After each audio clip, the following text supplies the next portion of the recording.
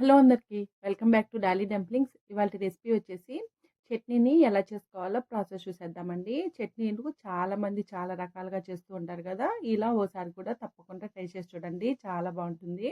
ఇప్పుడు ప్రాసెస్ చూసేద్దాము. దీనికోసం ముందుగా స్టవ్ ఆన్ చేసుకొని, కడాయి పెట్టుకొని, ఒక కప్పు వేరుశెనగ పప్పుల్ని వేసుకొని, మంటని లో ఫ్లేమ్‌లో మాత్రమే ఉంచి, ఈ పల్లీలని వేపుకోవాలి. నేనిక్కడ చిన్న సైజు కప్పుని తీసుకున్నానండి. మీకు చట్నీ ఎంతమందికి కావాలో దానికి తగ్గట్టు పల్లీల క్వాంటిటీని ఇంక్రీజ్ చేసుకోండి. ఇప్పుడు ఈ పల్లీలు ఇలా వేగిన తర్వాత వీటిల్ని ఒక ప్లేట్‌లో తీసుకొని పూర్తిగా చల్లారనివ్వాలి. అలాగే పల్లీలు సరిగ్గా వేగకపోతే చట్నీ అనేది పచ్చి వాసన వస్తుందండి.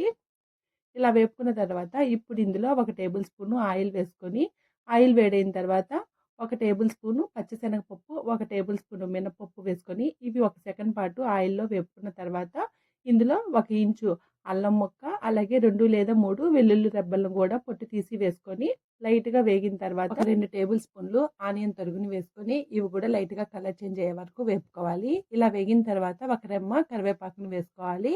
అలాగే మీరు తినే కారాన్ని బట్టి ఇందులో ఎండుమిరపకాయలని వేసుకోవాలి. నేనిక్కడ 3 ఎండుమిరపకాయలని వేసుకున్నాను. ఇవి కూడా లైట్‌గా వేగిన తర్వాత ఇందులో చిటికెడు చింతపండుని వేసుకోవాలి. చింతపండుని మరీ ఎక్కువ వేసేసుకోవద్దండి. చట్నీ పుల్లగా అయిపోతుంది. ఇలా అన్నీ బాగా వేపుకున్న తర్వాత ఇప్పుడు స్టవ్ ఆఫ్ చేసేసుకొని ఈ దినుసులన్నీ పూర్తిగా చల్లారనివ్వాలి. ఈలోగా చట్నీ చేసుకోవడం కోసం ఒక మిక్సీ జారుని తీసుకొని మనం ముందుగా వేపుకున్నాం కదండీ! వేరుశెనగ పప్పులు కూడా పూర్తిగా చల్లారిపోయినాయి. వీటిల్ని ఈ మిక్సీ జార్‌లో వేసుకోవాలి. అలాగే మనం చల్లార్చి పెట్టుకున్న ఈ దినుసులను కూడా ఇందులో వేసుకొని ఇప్పుడు ఇందులో ఒక టేబుల్ స్పూన్ వరకు సాల్ట్‌ని వేసుకొని మూత పెట్టుకొని కాస్త కచ్చా పచ్చాగా మిక్సీ పట్టుకోవాలి. ఇలా మిక్సీ పట్టుకున్న తర్వాత ఇప్పుడు ఇందులో కొద్దిగా వాటర్‌ని వేసుకొని మెత్తగా మిక్సీ పట్టుకోవాలండి.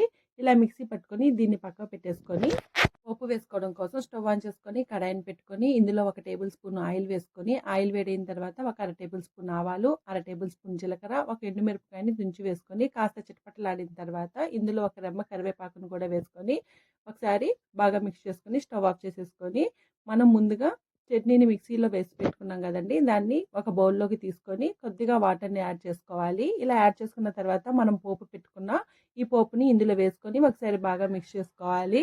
అంతేనండి, ఇంకా చట్నీ రెడీ అయిపోయింది. ఇది వేడి వేడి ఇడ్లీలో, దోసలో ఎలా తీసుకున్నా చాలా బాగుంటుంది. చూసారు కదా పల్లి చట్నీని కాస్త వెరైటీగా ఎలా చేసుకోవాలో ప్రాసెస్ ఏందో. ఈ వీడియో మీకు నచ్చితే లైక్ చేయండి, షేర్ చేయండి, కామెంట్ చేయండి. అలాగే మరిన్ని రెసిపీస్ కోసం మన ఛానల్ని సబ్స్క్రైబ్ చేసుకొని నోటిఫికేషన్ సింబల్ని ఆన్ చేయండి.